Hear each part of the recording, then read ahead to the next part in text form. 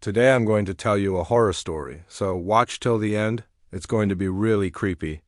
It's about the time I rented an Airbnb in the woods, but the owner was already inside.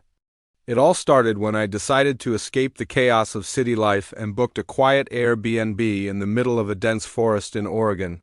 A remote wooden cabin advertised as solitude and peace for writers and nature lovers. The photos showed a cozy fireplace, mist-covered trees, and a warm reading nook by a giant window, and I, being a novelist with a deadline and a taste for eerie atmospheres, thought it would be perfect. But from the moment I arrived, things felt off. The key wasn't under the mat like the host said it would be, but the door creaked open on its own, and the house already smelled like someone had cooked something greasy that morning.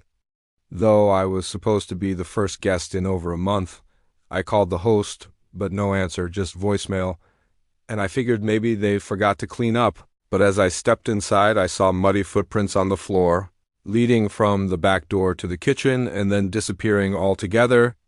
And that should have been my first real warning, but I was tired. So I locked the door, lit the fireplace, and settled in with my laptop, trying to ignore the weird creaks in the wooden floor above me.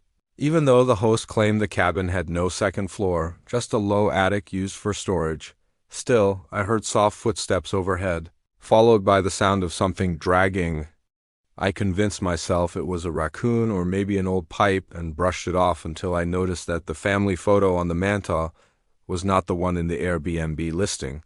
This photo was of a man with sunken eyes and a boy with his face scratched out, literally, scratched out with something sharp, and when I picked it up to inspect it, the frame was sticky, like someone had just handled it with dirty hands. I placed it back and went to bed, but around 2:43, I was jolted awake by the sound of breathing, not mine, not from outside, from inside my room, like someone was crouched at the foot of the bed, inhaling deeply. I flicked on the lamp, but nothing was there, only the window slightly cracked open. Even though I had locked it before sleeping, the next morning I searched the cabin top to bottom, but found no one. No sign of forced entry. And even my phone had lost signal completely, despite showing 3 bars the day before I tried leaving. But my car battery was dead, and the hood had been popped open, like someone had tampered with it. Now, stranded, I tried calling the host again. And this time, a man answered with a strange, echoey voice saying, "You should have stayed in the city. Now you're part of the woods." Then silence. I checked the Airbnb app, but the listing was gone, completely vanished like it never existed. And when I searched the address on Google Maps, it dropped a pin into nothing but dense forest, no cabin in sight. And that's when I realized I had no idea where I really was. Things escalated quickly after that. Objects in the cabin began to move on their own. Chairs scraped across the floor. When I turned my back, the shower turned on by itself, and the smell of raw meat began to flood the hallway outside the bedroom. Then I found something deeply disturbing under the wooden floorboards.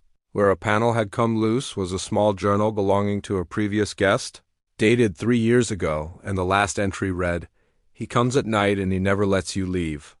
The owner is always inside, watching, feeding." That night, I barricaded the doors, placed furniture against the windows, and sat in the middle of the room with a knife in hand, my phone flashlight flickering like it was being drained by something nearby. At 3:17 a.m., the cabin filled with whispers coming from the attic, the vents, even the walls, voices saying, "We're still here. He feeds us. And you're next." The final straw came when I checked my laptop, and a new folder had appeared on my desktop titled "Watching You." Inside were dozens of video files of me in the cabin, sleeping, showering, writing, all filmed from inside the house. And the last video was titled "Tonight." It showed a live feed of me staring at the screen. And then slowly behind me, the door creaking open, I turned around violently. But nothing was there except a trail of wet footprints leading to the attic. I didn't sleep after that. I climbed out the window at first light and ran blindly through the woods until I hit a ranger station. I told them everything. But when they returned to the coordinates I gave, there was no cabin. Just a circle of burned earth and dead trees. The ranger said, "This place." It was condemned 10 years ago after a series of disappearances. The owner was never found. To this day, I don't know who or what I encountered in that cabin, but sometimes when I'm alone in my apartment, I still hear soft footsteps above me and catch a whiff of raw meat, and sometimes, just sometimes, my laptop flashes that folder again, watching you, and I can't delete it. If you like the video, don't forget to like, share, and subscribe.